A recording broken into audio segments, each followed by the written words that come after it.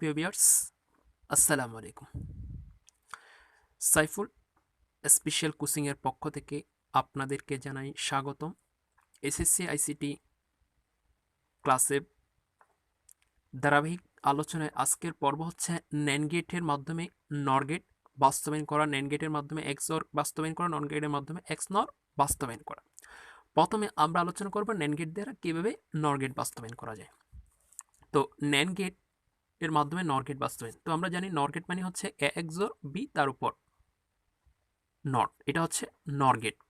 তো নর গেটকে আমরা বুলিয়ান উপপাদ্যের সাহায্যে যদি ভাঙি তাহলে যে জায়গায় ভাঙবো সেই জায়গায় অর থাকলে অ্যান্ড হয়ে যাবে, অর্থাৎ A not and B not. তো এ নট অ্যান্ড বি নট হয়ে গেছে।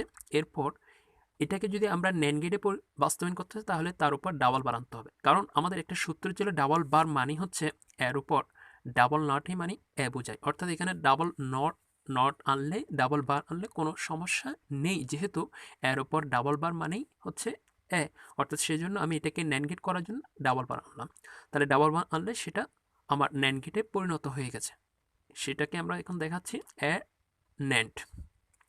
তাহলে ন্যান্ড গেট দ্বারা আমরা যেটাকে বাস্তবায়ন করব সেটাকে সবসময় সেটার মাধ্যমেই আমাকে বাস্তবায়ন, অর্থাৎ ন্যান্ড গেট দিয়ে যেহেতু নর গেটকে বাস্তবায়ন করতেছি সবসময় আমাকে গেটগুলো সবসময় ন্যান্ড গেটের হতে হবে।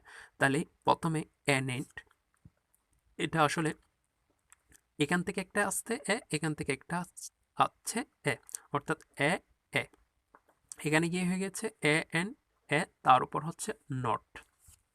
আবার বি অ্যান্ড বি, তাহলে বি অ্যান্ড বি নট এখানে এসে হয়ে গেছে বি নট, আর এটা হয়ে গেছে এ নট।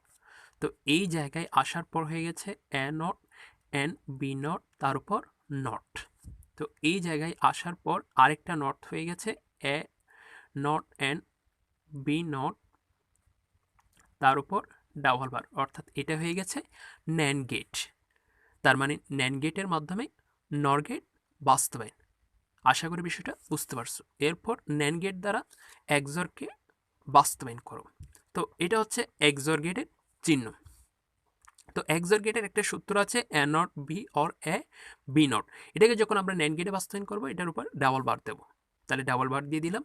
ডাবল বার দিয়ে দেওয়ার পর আমরা প্রথম বারকে ভাঙলে অর থাকলে সেটা এন্ড হয়ে যাবে, অর্থাৎ A not B or B bar A B not B bar তার উপর পুরোটার উপর বার, এটা হয়ে গেছে। এখন এক্সঅর গেটকে ভেঙে আমরা ন্যান্ড গেট তৈরি করলাম। তো যেহেতু আমরা ন্যান্ড গেটের মাধ্যমে এক্সঅর গেটকে বাস্তবায়ন করতেছি, তো সেক্ষেত্রে আমাদের কাজ হচ্ছে আমরা প্রত্যেকটা গেটকে ন্যান্ড গেটের মাধ্যমে দেখাতে হবে। তো ন্যান্ড গেটের মাধ্যমে যদি আমরা দেখাই তাহলে হচ্ছে এ, এখান থেকে হচ্ছে এ এ, তার মানে এই জায়গায় গিয়ে হয়ে গেছে এ এন এ নট। তো নট মানে আমাদের একটা সূত্র আছে এন এ নট মানে হচ্ছে এ তার উপর নট। তো এখানে এটা হচ্ছে বি, অর্থাৎ এই জায়গায় ইয়ে হয়ে গেছে এ নট বি তার উপর নট। এটাও সেমভাবে এটা হয়েছে এ, এটা এখানে কোনো জায়গায় নট হয়নি, এটা হচ্ছে বি নট, অর্থাৎ বি অর বি নট মানে বোঝানো হচ্ছে বি নট, কারণ আমরা জানি বি অ্যান্ড বি মানে হচ্ছে বি তার উপর নট। তারপর এই জায়গায় এসে হয়ে গেছে এ অ্যান্ড বি নট তার উপর নট। তো এই জায়গায় গিয়ে হয়ে যাচ্ছে এখন A not and B and A and B not তার উপর, এটা দ্বারা নট বোঝানো হচ্ছে পুরোটার উপর, অর্থাৎ এটাই হচ্ছে ন্যান্ড গেটের মাধ্যমে এক্সঅর গেটে বাস্তবায়ন। আশা করি বিষয়টা বুঝতে পারছো। তাহলে প্রথমে আমাকে এই বিষয়টা খেয়াল করতে হবে কীভাবে আমরা ন্যান্ড গেটের মাধ্যমে এক্সঅর গেটকে বাস্তবায়ন করতেছি। প্রথমে আমরা 70কে লিখলাম, এরপর ডাবল বার দিলাম। ডাবল বার মানে হচ্ছে ন্যান্ড গেটের মাধ্যমে এক্সঅর গেট যদি আমরা বাস্তবায়ন করতে চাই তাহলে সেখানে অবশ্যই মাসবি আমাদেরকে ডাবল বার ব্যবহার করতে হবে। এরপর এটাকে আমি বুলিয়ান উপপাদ্যের সাহায্যে, আমাদের একটা সূত্র আছে বুলিয়ান উপপাদ্য, যেখানে এই সূত্রটা ব্যবহার করা হয় এ অর বি নট মানে হচ্ছে এখানে যদি আমরা যেখানে বারকে ভাঙবো সেখানে হচ্ছে এ নট অ্যান্ড বি নট, অর্থাৎ সেমভাবে আমরা এখানে অরকে ভাঙলাম, অরকে ভাঙলে অর্থাৎ এই জায়গায় যেহেতু আমি বারকে ভাঙছি তাহলে এ নট বি নট, আর মানে অর ভেঙে অ্যান্ড গেটে পরিণত হয়েছে। এখন ন্যান্ড গেটের মাধ্যমে ন্যান্ড গেট দিয়ে এক্সঅর গেট বাস্তবায়ন, তাহলে এটা হচ্ছে এ এক্সঅর বি নট।